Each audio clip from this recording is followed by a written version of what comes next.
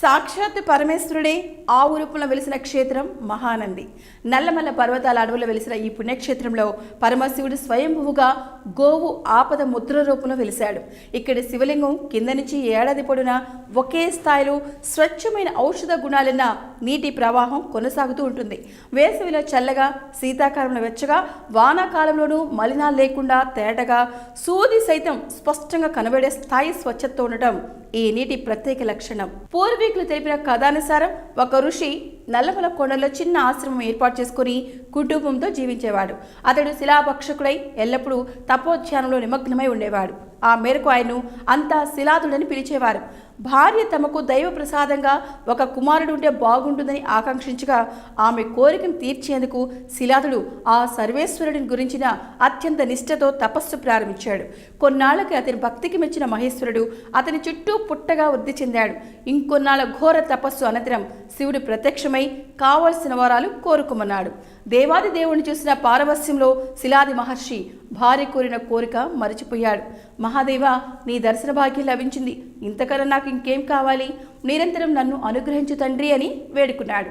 అయితే దయాళువైన పరమశివుడు మహర్షి మరిచిన భార్య ఆకాంక్షను గుర్తుంచుకొని మీ దంపతుల కోరిక సిద్ధించుగాక అని దీవించి వెళ్ళిపోయాడు.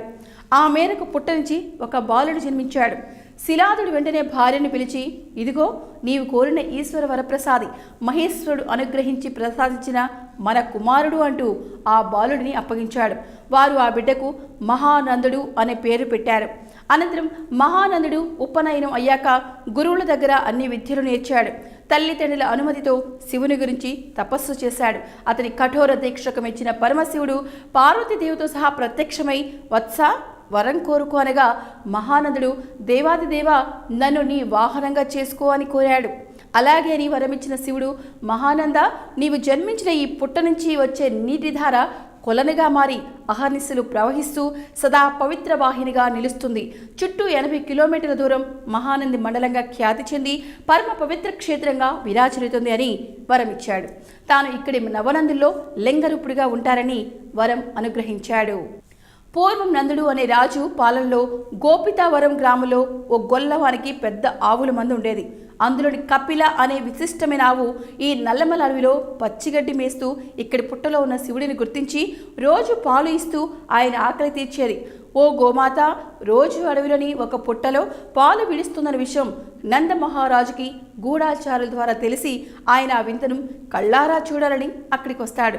కపిల గోవు పొదల్లోకి వెళ్ళి పుట్ట వద్ద నిలిచి పాలధారను స్రవిస్తుండగా చూసి రాజు మరింత స్పష్టంగా ఈ దృశ్యాన్ని చూసేందుకని ముందుకు కదలగా ఆ అలికిడికి బెదిరిన ఆవు కుడిపాదంతో పుట్టను తొక్కేస్తుంది. ఆపై పుట్టలోని బాలరూప శివుడు ఆ గోమాత కూడా మాయమైపోగా రాజు ఎందుకలా అయిందో అర్థం కాక అయోమయంగా తిరిగి నగరికి చేరుతాడు. ఆ రాత్రి అతనికి పరమశివుడు కలలో కనిపించి, నీవు చూసిన పుట్ట నుంచి పాలు తాకింది నేనే, అక్కడ దేవాలయాన్ని నిర్మించు, నేనక్కడ లింగరూపినై కొలువుంటా, నీ కీర్తి శాశ్వతం అవుతుందని చెప్పాడు. ఆ మేరకు నందరాజు అక్కడ ఆలయాన్ని నిర్మించాడు. దీని రససిద్ధుడు అనే దేవులొక శిల్పి రూపొందించినట్లుగా పురాణ గాథ. అన్ని చోట్ల పానవట్టంపై శివలింగం ఉంటుంది, కానీ ఇక్కడ పానవట్టమే శివలింగానికి అమర్చినట్లుగా కనబడటం మహానంది ప్రత్యేకతగా చెప్పుకోవచ్చు. నందరాజు ఈ ప్రాంతాలను నంద్యాల, నందికొట్కూర్ని పాలించాడు. క్రీస్తుపూర్వం 323లో మౌర్య చంద్రగుప్తుడు వీరిని ఓడించి సింహాసనాన్ని అధిష్ఠించాడు. పాండవ వంశీయుడైన ఉత్తుంగ భోజని కుమారుడైన నందన చక్రవర్తి ఈ ప్రాంతాన్ని పరిపాలించాడు. ఇతడే కథాకాలం నాటి నందమహారాజు.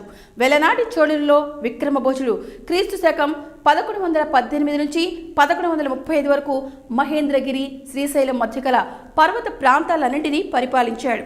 అతడు కూడా ఈ క్షేత్రానికి వచ్చి పరమశివుడిని పూజించి ఆలయ గోపురాలు, కొన్ని కట్టడాలు, మండపాలు నిర్మించి క్షేత్రాభివృద్ధికి దోహదం చేశాడు. ఆ తర్వాత విజయనగర రాజులు సైతం కొన్ని కట్టడాలు, భక్తులకు వసతులు, రహదారులు ఏర్పాటు చేసి శివుడిని ఆరాధించారు. ఈ క్షేత్రానికి కర్ణాటక, మహారాష్ట్ర సహా పలు రాష్ట్రాల భక్తులు వస్తుంటారు.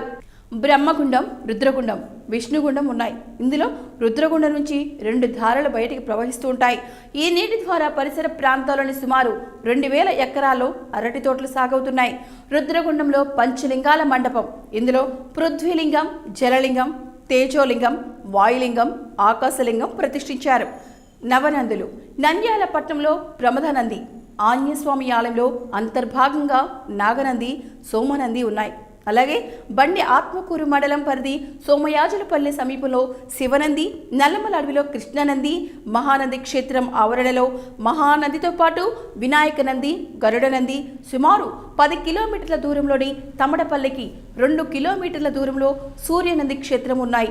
ఈ నందులన్నింటినీ ఒకే రోజు సూర్యోదయం నుంచి సూర్యాస్తమయంలోపు భక్తి శ్రద్ధలతో దర్శించుకుంటే పుణ్యలోకాలు ప్రాప్తిస్తాయి భక్తుల విశ్వాసం. విశేషంగా నిర్వహించే పండుగలు మహాశివరాత్రి, ఉగాది, దసరా, సంక్రాంతి పండుగలకు ఇక్కడ ప్రత్యేక పూజలు, ఉత్సవాలు నిర్వహిస్తారు. మహానందిలో దర్శన వేళలు ప్రతిరోజు వేకువజామున ఆలయ శుద్ధి 4 గంటల 30 నిమిషాల నుంచి 5 గంటల 30 నిమిషాల వరకు బిందె సేవ, 5 గంటల 30 నిమిషాల నుంచి సుప్రభాత సేవ, 6 గంటల నుంచి 6:30 గంటల వరకు అష్టవిధ మహామంగళ హారతులు పూజలు. ఈ సమయంలోనే భక్తులకు స్వామివారి నిజరూప దర్శనం ఉంటాయి. ఇదే రీతిలో సాయంత్రం 6 గంటల నుంచి 6 గంటల 30 నిమిషాల వరకు పై విధంగా తెలిపినట్లుగానే అష్టవిధ మహామంగళ హారతులు, నిజరూప దర్శనం ఉంటుంది. అంతేకాక భక్తులకు ప్రతిరోజు ఉదయం 5 గంటల 30 నిమిషాల నుంచి రాత్రి 9 గంటల వరకు దైవ దర్శనం ఉంటుంది.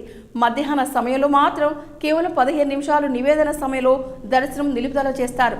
ఆ తర్వాత దర్శనం మామూలే. థ్యాంక్ యూ వాచింగ్ ఏకరం డే వర్క్స్.